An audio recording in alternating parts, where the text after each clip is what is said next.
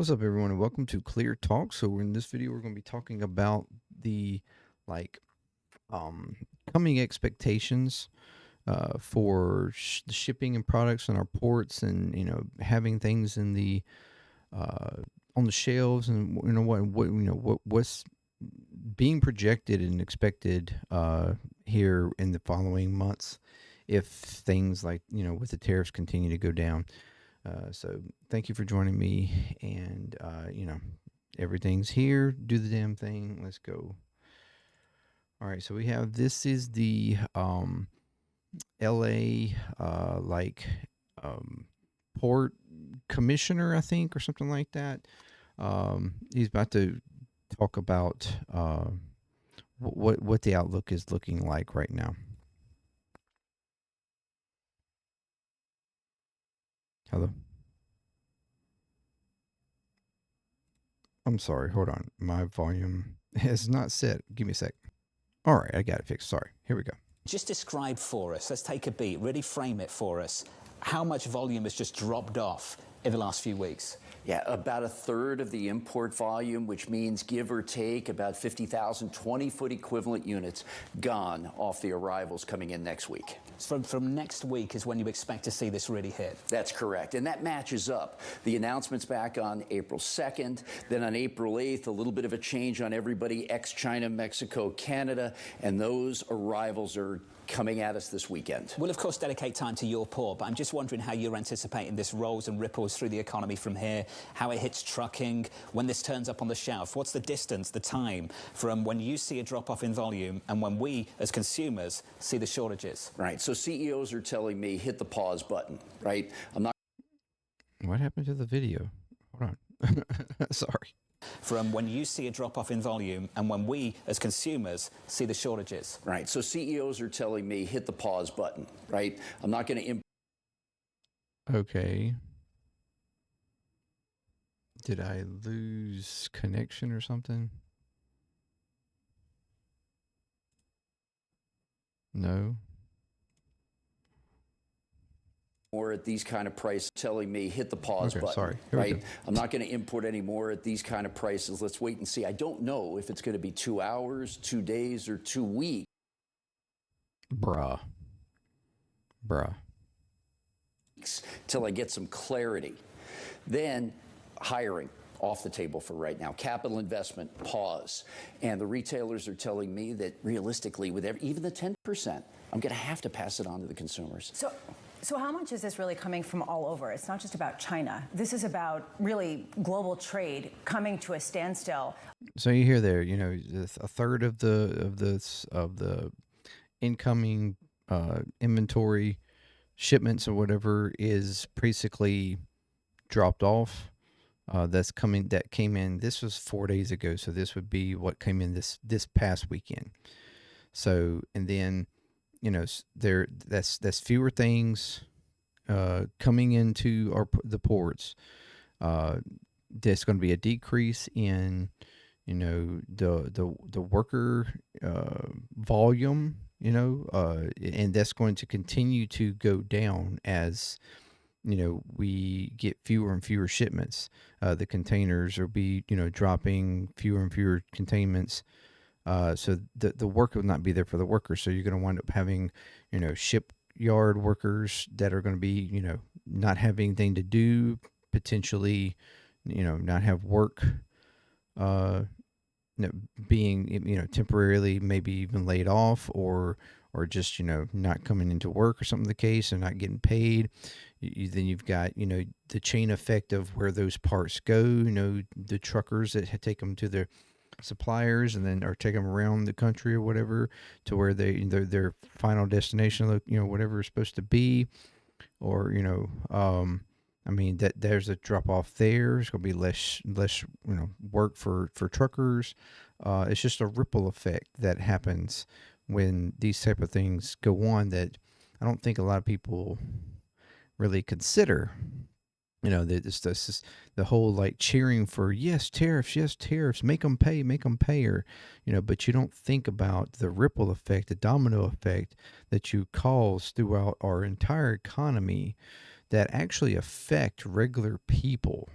when this, it's just, this is not just hurting China or hurting, uh, you know, potentially our wallets. We're talking about also hurting income for people who work these industries. And that's something,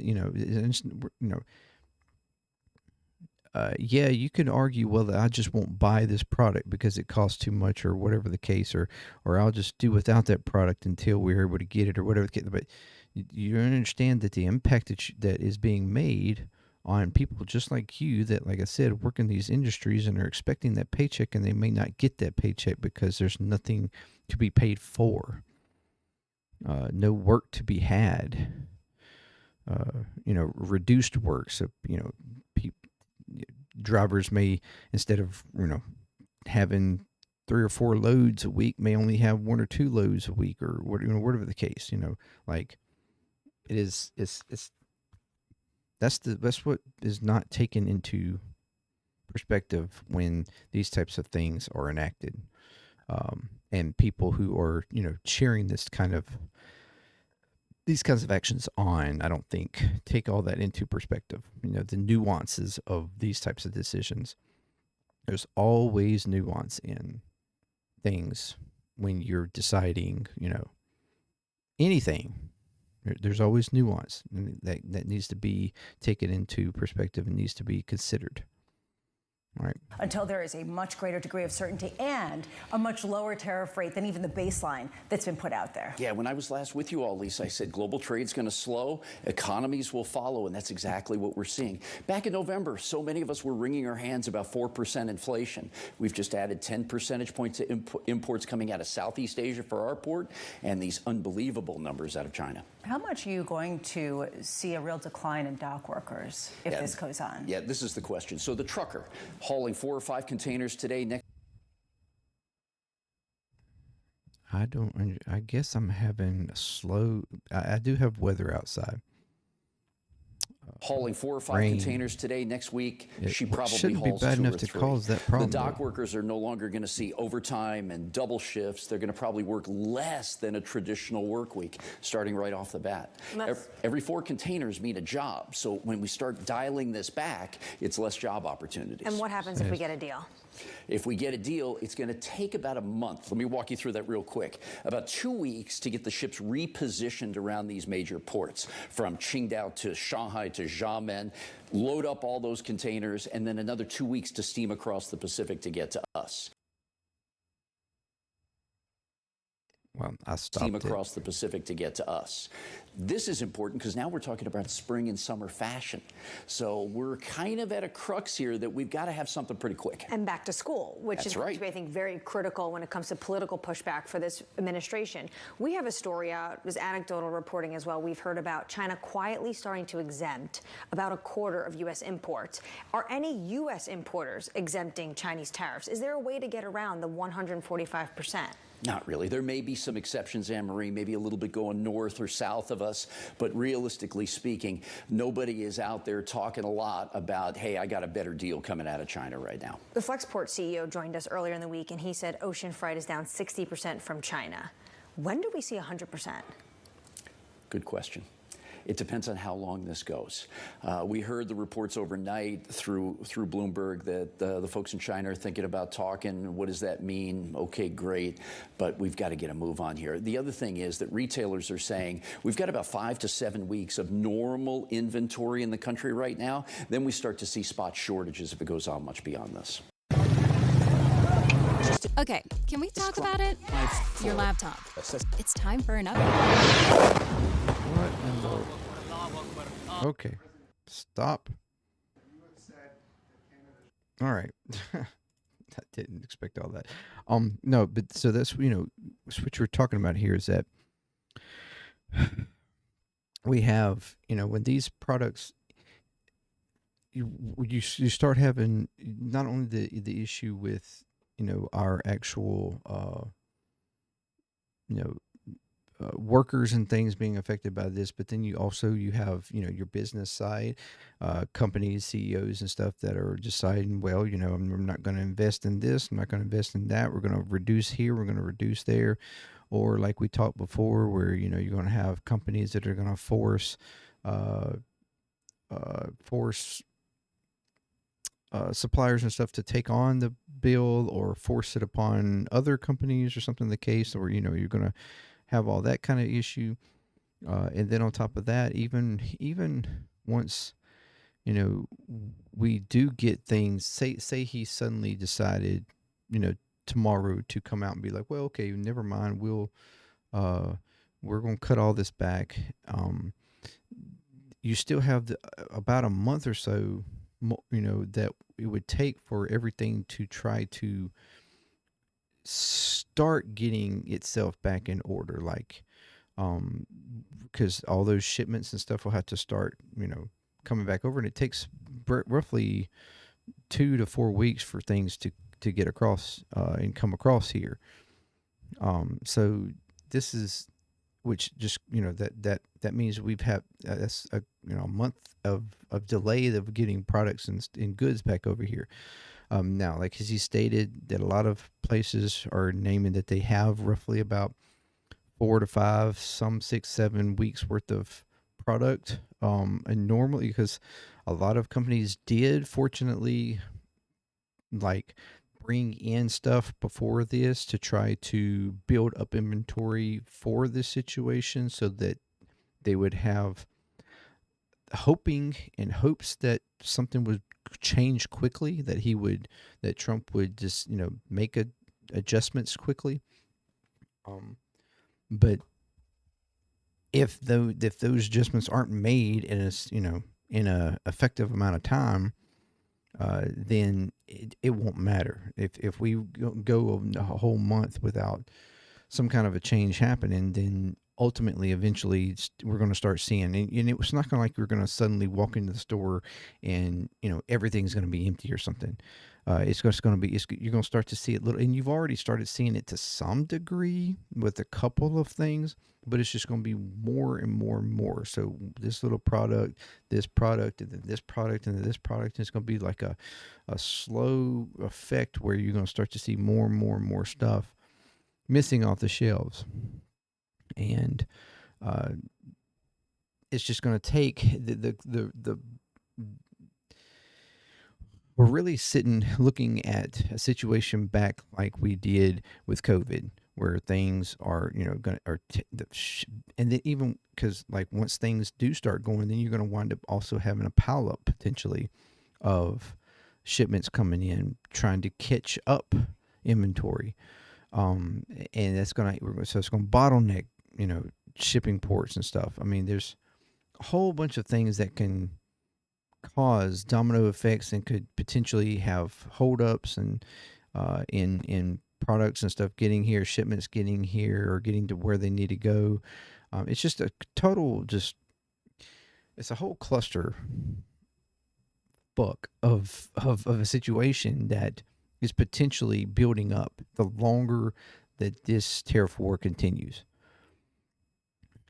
And then and all this coming on the back of where you just had Trump the other day talking about how well, yes, we're going to have some economic woes or whatever, because of all this, there's a threat of potentially going to a recession at best. Some are even saying that it could be even worse than that.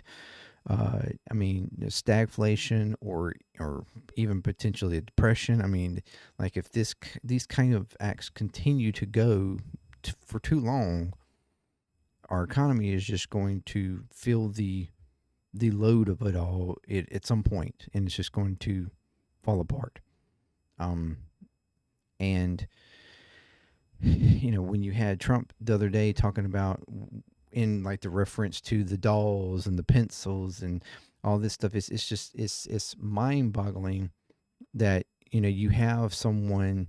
It's really rich to have someone like Trump speak about how, trying to tell American citizens what they should, or how they should scale back on goods that they are intending on purchasing, or considering needs and wants, or whatever the case, however you want to play that, or view that, coming from someone who himself has a couple dozen properties all over the world, has his own, have apartments that are encased in gold furnishings and everything. I mean, he the dude shits on a gold toilet.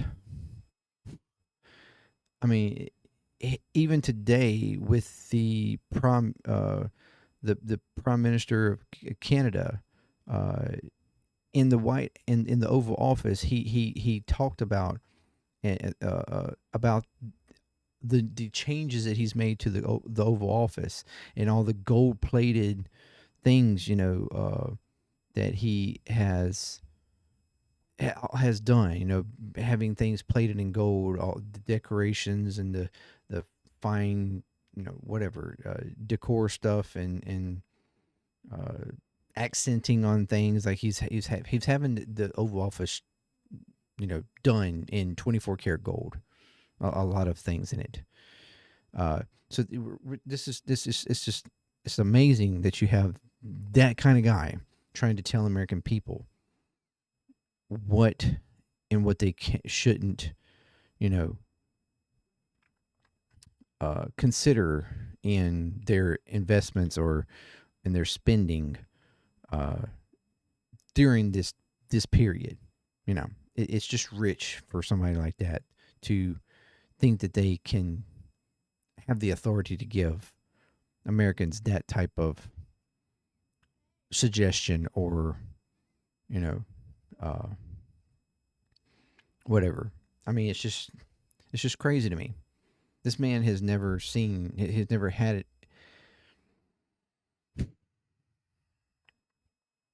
He's never had to worry about money. It's funny for him to say that, maybe kids can do without $20 or $30. Maybe they can just have, two or three or four of them.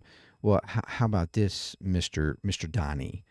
Maybe you don't need 20 or 30 properties. Maybe you can just deal with 2 or 3 or 4 properties. Or maybe you don't need 20 or 30 gold plated cups or decor, or whatever the case, across your shelves, or whatever the case. Maybe you can just do 2 or 3 of them. Maybe you don't need 10, 15, 20 golf courses all over the world. Maybe you can just do 2 or 3 of them. Maybe. I mean, it's just like how the gall of this man. It just proves and shows how much he absolutely does not understand, does not care about the needs of the American people. Regardless of your argument of whether or not, how much, on average any person, may waste or whatever. And coming from a government that, has created this Doge as well to sort out, waste, fraud, and abuse or whatever, when all they are doing wasting money every day. All his trips to his golf tournaments, all the deportation flights that are being done on military planes instead of regular commercial planes. It's costing 10, 20, 10, 15 times the amount of money in order to do so. I mean, in the little extra footage outside of the interview the other day, where Christian Welker is her name, I guess, they gave the tour of his, I guess it was Mar-a-Lago, perhaps, or wherever the tour was. Um, uh, no, I guess it was the White House, or port of, anyways, talking about having a ballroom built, um, and that costing millions of dollars. Talking about having a military parade, celebrating our military and all, or not really just our military, but like the industrial complex part of our military, like the fact that we, have the most weapons and all this kind of stuff, like, guns and the best ships and the best, all these things, like, that would be millions of dollars worth to have. I mean, they are constantly talking about money being wasted and all these different things. Uh, it's incredible that, you know, he doesn't care when it comes to these tariffs, how much it's going to affect, how much it's going to cause stuff to go up. He doesn't care because he doesn't have to worry about that. His whole, all the time talking about how, like, he's bringing back the term groceries as if it's some sort of foreign, ancient word or something that nobody speaks of anymore. Like, what the fuck? He's so disillusioned. He's so disconnected. This is the common theme here lately of the just total blatant disconnect that he has from just everyday normal reality.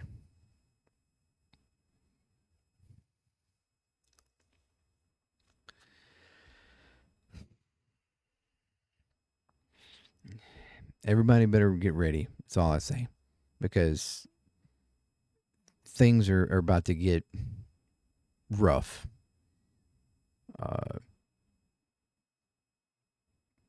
And there doesn't seem to be any pullback at this moment in sight from this ball of orange wax.